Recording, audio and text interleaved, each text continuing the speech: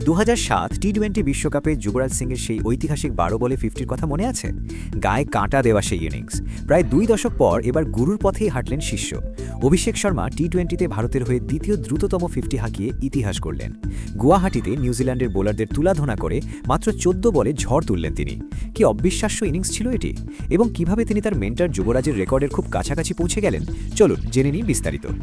গুয়াহাটিতে নিউজিল্যান্ডের বিরুদ্ধে তৃতীয় টি-20 ম্যাচে ভারতের সামনে লক্ষ্য ছিল 154 রানের।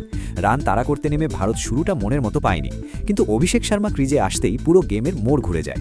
তিনি যেন ঠিক করেছিলেন ম্যাচটি দ্রুত শেষ করবেন। কিউই বোলারদের ওপর রীতিমতো তাণ্ডব চালিয়ে ছক্কা চারের বন্যায় মাত্র 14 বলেই নিজের ক্যারিয়ারের অন্যতম সেরা অর্ধশতক পূর্ণ করেন অভিষেক। তার এই মাস্টার ক্লাস ইনিংসটি এখন টি-20 আন্তর্জাতিক ক্রিকেটে কোনো ভারতীয়র করা দ্বিতীয় দ্রুততম 50।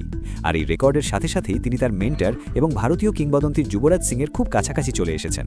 আমরা সবাই জানি ভারতীয়দের মধ্যে দ্রুততম 50 রেকর্ডটি এখনও সিক্সার কিং যুবরাজ সিংয়ের দখলেই রয়েছে, যিনি 2007 সালে ইংল্যান্ডের বিরুদ্ধে মাত্র 12 বলে এই কীর্তি করেছিলেন। এই নতুন রেকর্ডের ফলে অভিষেক পেছনে ফেললেন হার্দিক পান্ডিয়াকে, যিনি 2025 সালে 16 বলে 50 করেছিলেন। মজার ব্যাপার হলো তালিকার চতুর্থ দ্রুততম 50টিও অভিষেকেরই দখলে। এরপর 18 বলে 50 নিয়ে আছেন KL রাহুল।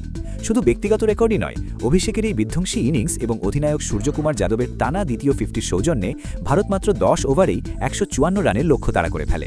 এর আগে ভারতীয় বোলাররাও, বিশেষ করে বুমরা ও হার্দিক, নিউজিল্যান্ডকে চাপে রেখেছিলেন।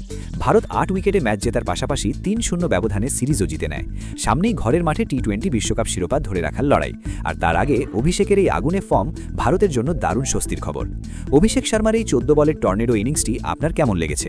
আপনার কি মনে হয় তিনি ভবিষ্যতে তার গুরু যুবরাজ সিংয়ের 12 বলের রেকর্ড ভাঙতে পারবেন? আপনার মতামত নিচে কমেন্টে অবশ্যই জানান।